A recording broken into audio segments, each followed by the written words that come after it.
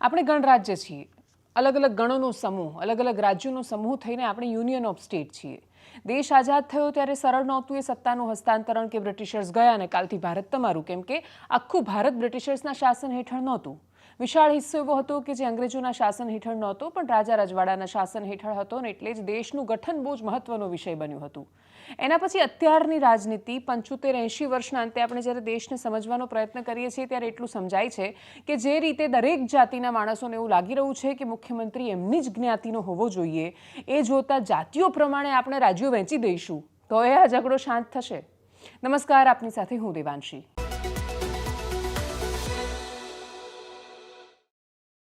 ગુજરાત રાજ્યમાંથી સૌથી મોટા સમાચાર. દાવોસમાં, સ્વિટ્ઝરલેન્ડમાં વર્લ્ડ ઇકોનોમિક ફોરમમાં ગુજરાત રાજ્ય તરીકે હિસ્સો લેવા જઈ રહ્યું છે અને એના આધાર પર કેટલી સંભવિત તકો આપણી પ્રતીક્ષા કરી રહી છે. ડેપ્યુટી સીએમ હર્ષ સંઘવી અને એમની સાથે 6 અધિકારીઓની ટીમ એ સ્વિટ્ઝરલેન્ડના દાવોસ પહોંચ્યા છે અને સંભાવના છે કે એ ગુજરાત માટે રોકાણની મહત્વની તકો લઈને આવશે. ગુજરાત પાસે ગિફ્ટ સિટીથી લઈને ધોલેરા સુધી અનેક પ્રોજેક્ટ્સ એવા છે કે જે આપવા માટે છે. કચ્છ અને સૌરાષ્ટ્ર ગ્રીન એનર્જી માટે બહુ જ વિશેષ મહત્વનું ક્ષેત્ર બની રહ્યા છે. સુઝુકી બહુ જ મોટું ઇન્વેસ્ટમેન્ટ કરી રહી છે, મારુતિ સુઝુકીનો પ્લાન્ટ, અને આવનારા સમયમાં એણે કરેલું હજારો કરોડનું રોકાણ, બનાસ ડેરી સાથે થયેલા એમના કરારો, અનેક ક્ષેત્ર એવા છે કે જે આપણને ગુજરાતની સંભાવના, ગુજરાતના ગામડાનો આવનારા સમયનો વૈભવ અને આપણી પ્રતીક્ષામાં ઉભેલું ભવિષ્ય બતાવે છે. પણ શું આ બધા મુદ્દાઓથી વોટ મળે છે અથવા રાજનીતિ શું આની આસપાસ રમાય છે? તો એનો જવાબ બહુ સ્પષ્ટ રીતે ના છે. કેટલાય સમયની ઘટનાઓને તમે જો શાંતિથી માત્ર છેલ્લા 15 દિવસની ઘટનાઓને પણ સમજવાનો આપણે પ્રયત્ન કરીશું તો આપણને સમજાશે કે ગુજરાતની રાજનીતિ એ સમાજની છત્રી ખોલ્યા વિના શક્ય નથી. 2027ની ચૂંટણી કયા મુદ્દા પર લડાશે? કે કોણ કેટલું ઇન્વેસ્ટમેન્ટ લઈને આવી રહ્યું છે, કોણ કેટલી સારી યુનિવર્સિટીઝ બનાવી રહ્યું છે, ગુજરાતમાં જેમ એનો આર્થિક રીતે વિકાસ થઈ રહ્યો છે એમ એનો સાંસ્કૃતિક વિકાસ કેટલો દ્રઢ હશે, આપણને સ્વાસ્થ્ય સુવિધાઓ કેવી મળશે, ભ્રષ્ટાચાર કેટલો ઓછો થશે, સામાન્ય માણસનું જીવન સુખાકારીવાળું થશે, રાજ્ય કલ્યાણકારી હશે કે કેમ? આ કોઈ જ મુદ્દા એટલે મહત્વના નહીં હોય કેમ કે મુદ્દો મહત્વનો હશે કે સીએમ મારી કાસ્ટનો, મારી જાતિનો હોવો જોઈએ. મારી અટકના સીએમ હોય અથવા મારી જાતિના સીએમ હોય તો કદાચ કલ્યાણ થઈ જાય. ગુજરાત રાજ્યના મુખ્યમંત્રીઓની યાદી તમે આખી જોવાની શરૂઆત કરો તો આપણા પહેલા સીએમ જીવરાજ મહેતાથી લઈને બળવંતરાય મહેતા અને ઘનશ્યામ ઓઝાથી લઈને આપણે છેક ભૂપેન્દ્રભાઈ પટેલ સુધીના સીએમની યાદી મનમાં તમે યાદ કરી લો તો તમને સમજાશે કે આપણે ત્યાં ઠાકોર સીએમ રહ્યા, આપણે ત્યાં આદિવાસી સીએમ રહ્યા, આપણે ત્યાં બ્રાહ્મણ સમાજમાંથી મુખ્યમંત્રી રહ્યા, આપણે ત્યાં ક્ષત્રિય સમાજમાંથી મુખ્યમંત્રી રહ્યા. છેલ્લા કેટલાય સમયથી પાટીદાર રાજનીતિનું વર્ચસ્વ છે તો ગુજરાતની રાજનીતિમાં નરેન્દ્ર મોદી પછીનો સમય છે એ પાટીદાર મુખ્યમંત્રીઓનો રહ્યો, પણ એમાંય બીજેપીએ વચ્ચે અપવાદ આપ્યો, એમાં પણ જૈન સમાજના મુખ્યમંત્રી વિજય રૂપાણી રહ્યા. પણ આ બદલાતા સમયમાં અને આ બદલાતા પ્રવાહોમાં હવે દરેક સમાજ એવી અપેક્ષા રાખીને બેઠો છે કે મુખ્યમંત્રી એમના સમાજના હોવા જોઈએ. પહેલી ઘટના છે એ એક પછી એક ઘટનાઓ પર નજર કરીએ. પહેલાં અભિનેતા વિક્રમ ઠાકોરનું સ્ટેટમેન્ટ સાંભળીએ. અને કોઈ પણ નેતા કે અભિનેતા આ પ્રકારનું નિવેદન જ્યારે આપે છે ત્યારે બહુ સ્પષ્ટતા સાથે કહે છે કે ભાઈ હું મારા સમાજની વાત કરું છું અને એટલે હું એવી ઈચ્છા વ્યક્ત કરી શકું કે મારા સમાજનો મુખ્યમંત્રી હોવો જોઈએ. ઠાકોર સમાજની વિશાળ વસ્તી છે ગુજરાતમાં, એટલે ઠાકોર સમાજની એવી અપેક્ષા છે કે સીએમ એમની જાતિના હોવા જોઈએ. કોળી સમાજની પણ બહુ વિશાળ વસ્તી છે અને કોળી ઠાકોર જ્યારે ભેગા થાય ત્યારે તો એટલી મોટી વસ્તી બની જાય છે, એટલો મોટો સમુદાય બને છે કે ગુજરાતની રાજનીતિની દશા દિશા, કોણ સીએમ બનશે કે નહીં એ તો બાજુની વાત છે, કોની સરકાર બનશે કે કેમ એ જાતિના વોટ પર આધારિત થઈ જાય છે. અને એટલે જ આઈડેન્ટિટી પોલિટિક્સ એ ગુજરાત રાજ્યમાં બહુ જ મોટી ચળવળ બની રહી છે. જ્યારે હજારો માણસ એવા છે ભીડમાં, લાખો કરોડો માણસ ભીડમાં એવા છે કે જેમને એવું લાગે છે કે એમની પોતાની પાસે પોતાનું એવું કશું જ અસ્તિત્વ નથી જે જાતિ સિવાય ટકેલું હોય, અને એટલા માટે જાતિ એ એમના માટે સૌથી મોટો મુદ્દો છે. જાતિ માત્ર એ લોકો માટે જ સૌથી મોટો મુદ્દો બની જાય છે જે લોકોને એવું લાગે છે કે એમની અસ્મિતા અને અસ્તિત્વ બંને એ જાતિ સાથે જોડાયેલું છે અને જો એ જાતિની ઓળખ નથી તો એમનું અસ્તિત્વ નથી. અને એટલે જ જ્યારે એ તમારા અસ્તિત્વની વાતને એની સાથે જોડવામાં આવે ત્યારે એ આઈડેન્ટિટી પોલિટિક્સ કેટલું મજબૂત બને એનું ગુજરાત રાજ્ય ઉદાહરણ છે.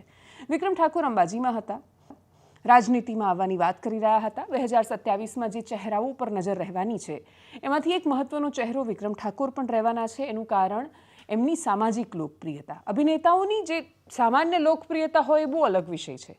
બહુ જ બધા એક્ટર્સ છે પણ કોઈ એક એક્ટરને એના સમાજમાં સૌથી વધારે લોકપ્રિય હોય તો એક્ટર્સને સામાન્ય રીતે સમાજ નથી હોતા, પણ વિક્રમ ઠાકોરને સમાજ છે. ફિલ્મોની દુનિયા કે ફિલ્મોની બહારની દુનિયામાં પણ અને એટલે જ એમના સમાજમાં એ અતિશય લોકપ્રિય છે અને એ લોકપ્રિયતાનો હવે રાજનૈતિક ફાયદો અથવા રાજનીતિમાં પ્રવેશ કરવાનો કદાચ એમના માટે સમય છે એવું એમને લાગી રહ્યું છે. એમણે રાજનીતિમાં આવવાની જાહેરાત તો કરી, પણ સાથે એમણે એવું પણ કહ્યું કે હું એવું ઈચ્છું કે મુખ્યમંત્રી અમારા સમાજના હોય. પાટીદાર તો ઓલરેડી સીએમ છે, તો પણ એમને એવું લાગી રહ્યું છે કે એમની સાથે અન્યાય થઈ રહ્યો છે. કોળી સમાજની આક્રમકતા આપણે છેલ્લા કેટલાય સમયથી જોઈ રહ્યા છીએ. મંત્રીમંડળનું વિસ્તરણ થાય કે કોઈ પણ સમાચાર હોય, દરેક સમાજને એવું લાગે છે કે એમની સાથે અન્યાય થઈ રહ્યો છે. અને એટલે જ બધા જો પીડિત છે તો ખરેખર લાભાર્થી કોણ છે? કે પછી શું જાતિ સિવાય લાભાર્થી કોઈ હોઈ જ ન શકે? વિક્રમ ઠાકોરને સાંભળીએ. 27માં અમારો મુખ્યમંત્રી બને તો કોઈ બી સમાજના હોય, કોઈ પટેલ સમાજ હોય, બીજો કોઈ પણ સમાજ હોય, તો દરેક સમાજ તો ઈચ્છતો જ હોય કે ભાઈ અમારા સમાજનો કોઈ મુખ્યમંત્રી બને. અમારો સમાજ પણ આટલો બધો બહુ બહોળો સમાજ છે આખા ગુજરાતમાં, તો અમારા બધાની ઈચ્છા હોય કે ભાઈ અમારા સમાજનો કોઈ સારો વ્યક્તિ આગેવાન મુખ્યમંત્રી બને. આમ આદમી પાર્ટી, કોંગ્રેસ કે ભાજપ ત્રણે આપણે ટિકિટ ઉપર કરે તો કઈ પાર્ટીમાંથી લડવા તૈયાર? મારો લડવાનો જો કોઈ ઈરાદો નથી, પણ મારે તો દરેક પાર્ટી જોડે બહુ સારા સંબંધ છે, એટલે ભવિષ્યમાં બી કોઈ પાર્ટી જોડે જોડાવાનું થશે તો એ પછી નક્કી કરીશું. ગુજરાતમાં શરૂ થયેલું સમાજનું રાજકારણ એ નવું નથી, બહુ જ વર્ષોથી છે. પહેલાં માત્ર કોળી સમાજની રાજનીતિ હતી, એના પછી કોળી સમાજના પણ બે હિસ્સા થયા. એમાં મોટાભાગે કોળી સમાજે એકતા જાળવીને રાખી જ્યારે વાત ચૂંટણીની આવી. પણ એના સિવાય પાટીદાર સમાજની રાજનીતિ પહેલાં પટેલ પૂરતી સીમિત હતી, તો એમાં પણ લેઉવા અને કડવા જેવા હિસ્સા પડવા માંડ્યા. એમાં પણ વર્ગીકૃત થવા માંડ્યો. એટલે સમાજે નક્કી કર્યું કે આપણે વહેંચાવું જ છે, તો છેક સુધી વહેંચાતા જઈએ અને વહેંચાઈને નક્કી કરીએ કે અમારું કોણ છે. આ રાજનીતિને છેલ્લા કેટલાય સમયથી વેગ મળ્યો નવનીત બાલદિયાની ઘટનાથી, કે જે એટલી બધી ચર્ચામાં છે કે આટલા દિવસ પછી પણ શાંત થવા નથી જઈ રહી. નવનીત બાલદિયા જ્યારે એસઆઈટી સમક્ષ હાજર થયા ત્યારે એમણે કહ્યું કે મારવાની પાછળ જયરાજ આહિરનું જ નામ છે. સામાન્ય રીતે બે માથાભારે માણસોની વચ્ચે અથવા કોઈ એક માથાભારે માણસ કોઈ એક પીડિતને મારી જાય ત્યારે એવું લખાય અને એવું કહેવાય કે એક માથાભારે માણસનો ત્રાસ અથવા એની ગુંડાગર્દી કે એની લુખ્ખાગીરીના કારણે એક નિર્દોષ વ્યક્તિને મારવામાં આવ્યો. નવનીત બાલદિયા શરૂઆતના થોડા દિવસ નિર્દોષ વ્યક્તિ હતા. શરૂઆતના થોડા કલાકો સુધી એક એવા પીડિત હતા કે જેમને એક માથાભારે વ્યક્તિ કે જેનું સત્તા પક્ષની સાથે જોડાણ છે, જે ખૂબ સુપ્રસિદ્ધ અને જાણીતા કલાકાર માયાભાઈ આહિરના સંતાન છે, એમના પર આરોપ લાગે છે ને એટલે જ આખું કેસ હાઈ પ્રોફાઇલ બને છે. એ આરોપમાં કેટલી તથ્યતા કે શું એ બધું જ તપાસને આધીન હતું, કોઈની પાસે જવાબ નહોતો. પણ પછી આવે છે પોલીસની પત્રકાર પરિષદ અને ડીવાયએસપી પ્રેસ કોન્ફરન્સ કરીને એવી ઘોષણા કરી દે છે, એ જજમેન્ટ આપી દે છે કે જયરાજ આહિરને કોઈ લેવા દેવા નથી ને એમને માર બીજા કોઈ સંદર્ભે પડ્યો છે નવનીત બાલદિયાને. અને એટલે જ આખી ઘટના કે જે એક માથાભારે વ્યક્તિ વર્સિસ એક પીડિત માણસની હતી, એ ઘટના અચાનક જ કોળી સમાજને થયેલા અન્યાયની થઈ જાય છે.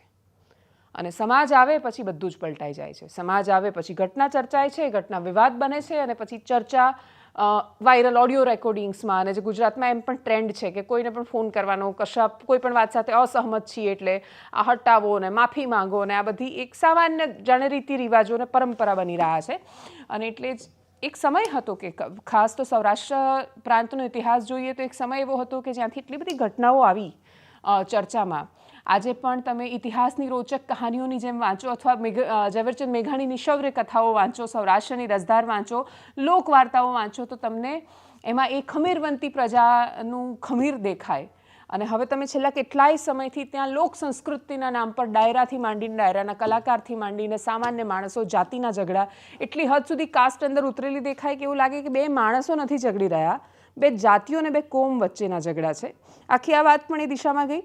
નવનીત બાલદિયાએ પણ આરોપ લગાવ્યા. નવનીત બાલદિયાને સાંભળીએ. મને વિશેષ નિવેદન લેવા માટે અહીંયા બોલાવ્યો છે.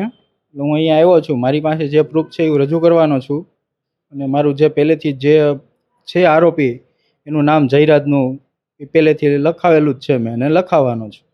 પણ જો અત્યાર સુધીની તપાસમાં એક પણ જગ્યાએ જયરાજ આહિરનો કોઈ જગ્યાએ રોલ છે તે પ્રસ્થાપિત થયો નથી, તો પછી કેવી રીતના નામ છે તો એ આવી શકે? મારી પાસે પ્રૂફ છે ને એમના. પ્રૂફ શું હોઈ શકે તમારી પાસે? એ છે, વિડીયો હોય છે, ઓડિયો છે, બીજા જીવતા માણસો છે. અચ્છા, અને તમને જે દી માર માર્યો હતો તે દી વિડીયો કોલ પણ થયો હતો. એ વિડીયો કોલની અંદર તમારો સ્પષ્ટ એવો આક્ષેપ હતો કે કોઈ વ્યક્તિ છે તેમની સાથે? એ તો જયરાજને એ તો ટેકનિકલ છે, એ તો ગોત છે.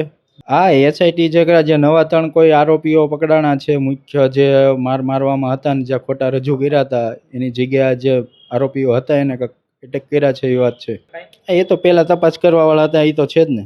જો હવે અત્યારે આ ન્યાય નહીં લોકો મળે તો શું કરશો? ન્યાય નહીં મળે તો અમારા આગેવાનો થકી અને અમારા સમાજ વતી મોટું આંદોલન કરશું. હવે વિવિધ સમાજોના સંમેલનો મળી રહ્યા છે, સમાજો બંધારણ ઘડી રહ્યા છે. રાજ્યમાં ગૃહમંત્રી, કાયદામંત્રી, ધારાસભ્ય, મુખ્યમંત્રી આ પ્રકારના પદ એવા છે કે જ્યાં બેસતા માણસને ફરજિયાત એકવાર બંધારણ વંચાવવું જોઈએ. રાજ્યની વિધાનસભામાં જતા 182 ધારાસભ્યોને આ દેશનું બંધારણ ખબર હોવી જોઈએ, ગૃહમંત્રીના આઈપીસીસ ખબર હોવી જોઈએ, જે હવે ભારતીય ન્યાય સંહિતા છે. અને એટલા માટે એમને ખબર હોવી જોઈએ કે બંધારણના મૂળ તત્વો સાથે છેડછાડ ન કરે. કેમ કે જ્યારે સમાજોના બંધારણ બને છે ત્યારે ઘણીવાર એ દેશના બંધારણને આંબી જાય છે.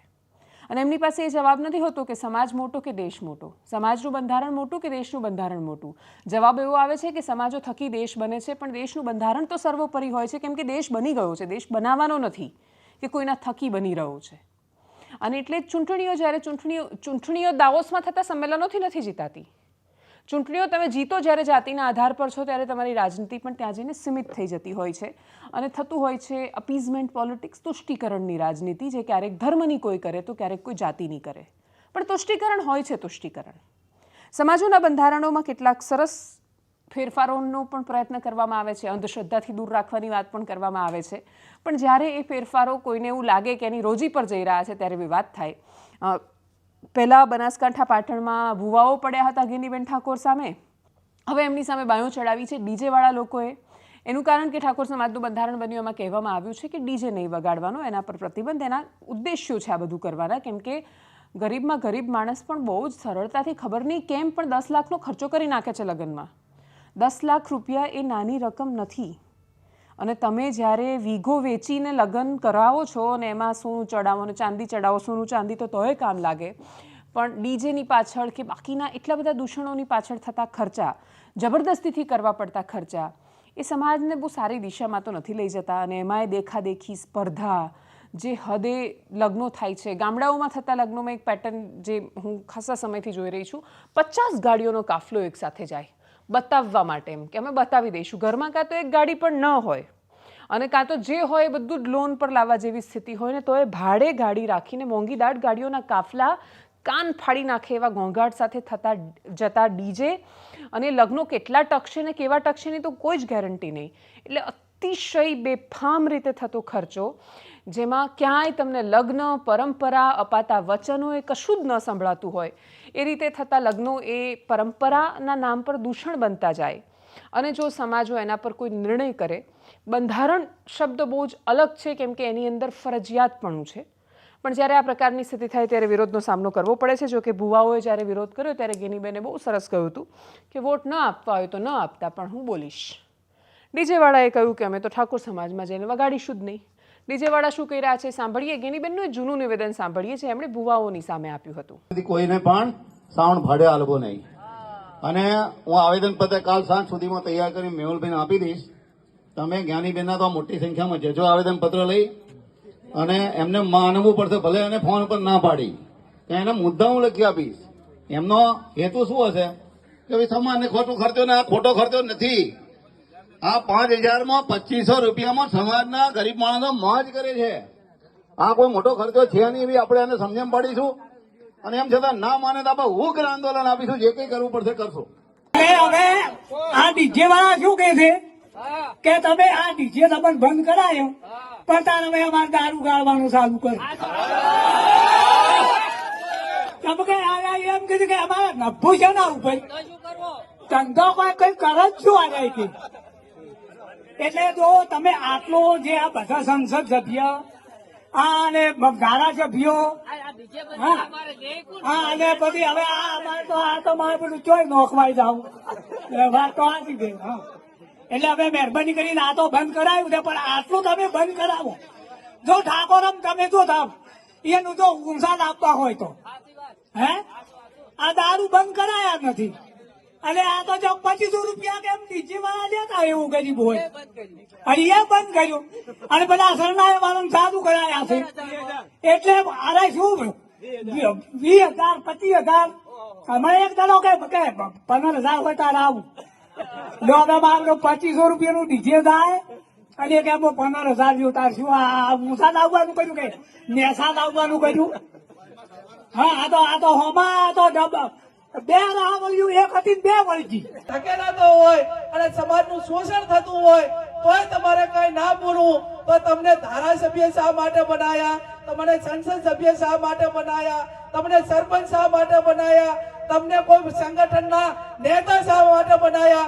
એટલે બીજું કોઈ બોલે કે ના બોલે, પણ જ્યાં સમાજનું શોષણ થતું છે અહીંયા વોટ બેંકની રાજનીતિ કર્યા વગર, કોઈ પણ પરવા કર્યા વગર જ્ઞાનીબેન ઠાકોર એ ભૂતકાળમાં બોલ્યા છે, ભવિષ્યમાં બોલી રહીશું અને આવનાર સમયમાં વર્તમાનમાં પણ બોલીશ.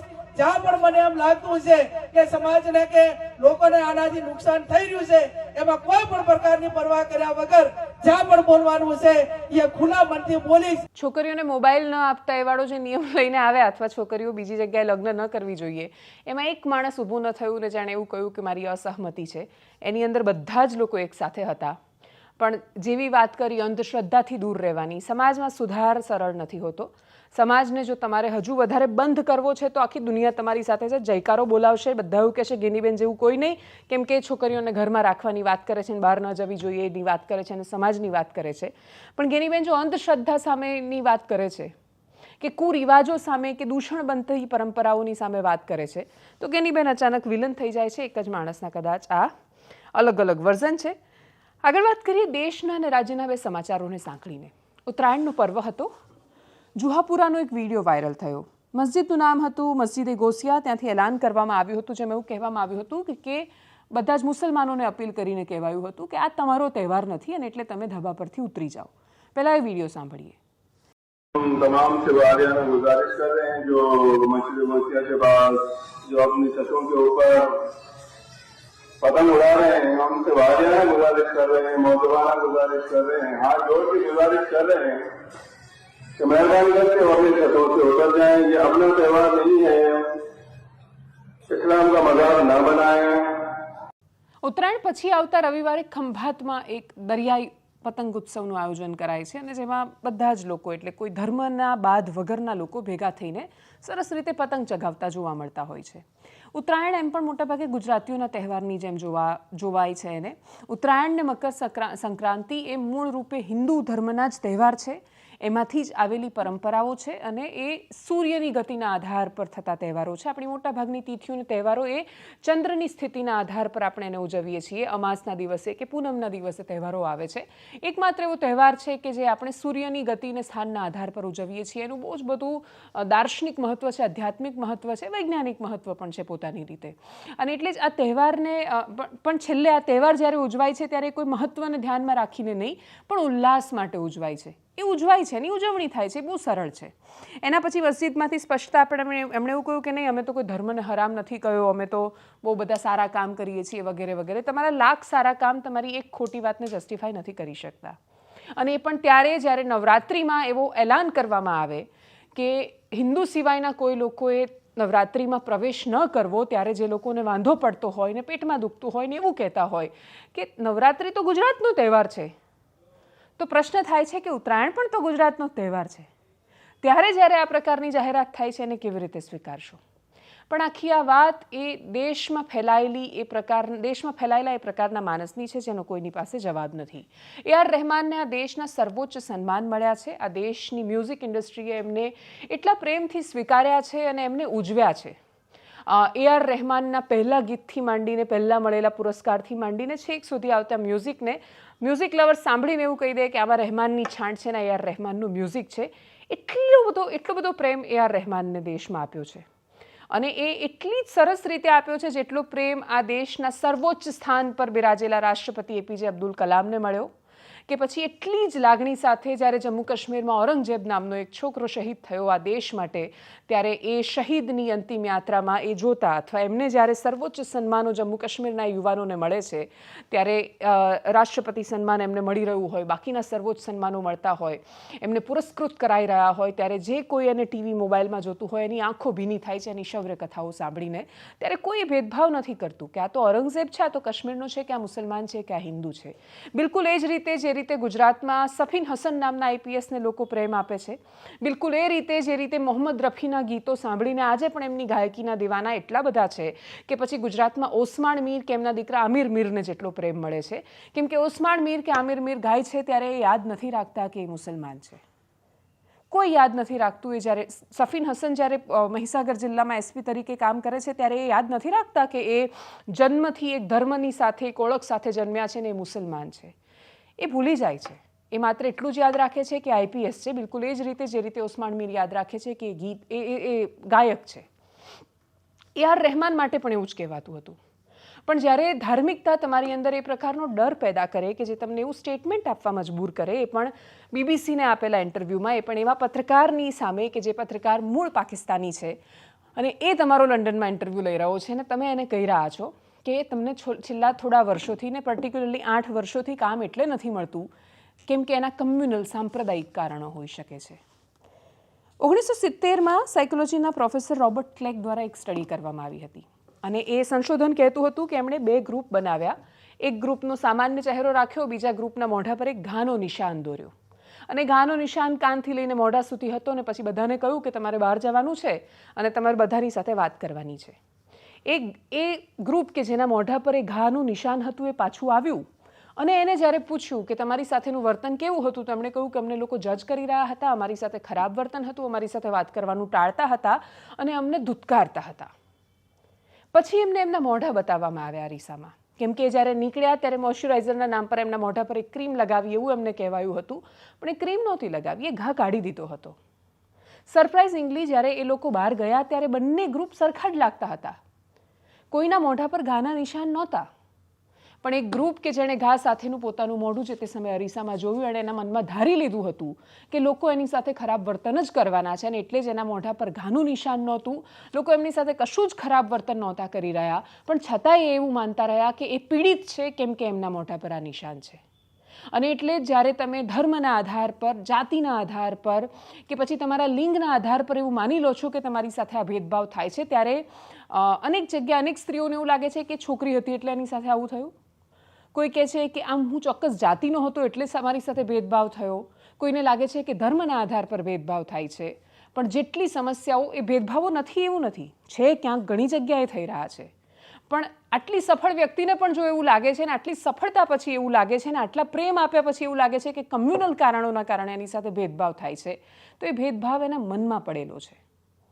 અને એના મનની લઘુતા ગ્રંથિમાંથી એ જ્યારે આટલા મહાન સંગીતકાર જ્યારે બહાર નહીં આવે, એ રામાયણનું મ્યુઝિક બનાવી રહ્યા છે ને રામાયણનું મ્યુઝિક એ જ્યારે બનાવી રહ્યા છે તો કોઈએ એ વાતનો વિરોધ નથી કર્યો કે AR રહેમાન રામાયણનું મ્યુઝિક બનાવશે તો અમે નહીં સાંભળીએ. કંગના રનૌતે આ વિષય પર સ્ટેટમેન્ટ આપતા કહ્યું કે હું મારી ફિલ્મને લઈને તમને મળી હતી ત્યારે તો તમે સાંભળવાનો પણ ઇનકાર કરી દીધો હતો અને કહ્યું હતું કે હું પ્રોપોગેન્ડાવાળી ફિલ્મનો હિસ્સો નથી બનવા માંગતો. તો એમણે કહ્યું કે મારી સાથે પણ ભેદભાવ થાય છે કેમ કે હું એક સેફ્રોન પાર્ટી સાથે જોડાયેલી છું. જાવેદ અખ્તરે કહ્યું કે હું વર્ષોથી આ ઇન્ડસ્ટ્રીમાં છું, મારી સાથે ક્યારેય આવું નથી થયું. બાકીના લોકોએ સ્ટેટમેન્ટ આપતા કહ્યું કે તમે એ ઇન્ડસ્ટ્રીને કમ્યુનલ હોવાની વાત કરો છો જે ઇન્ડસ્ટ્રીના 3 સુપરસ્ટાર ખાન છે, આમિર ખાન, શાહરૂખ ખાન ને સલમાન ખાન. તો આ 3 વર્ષોથી જે દેશના લોકોએ પ્રેમ આપ્યો છે.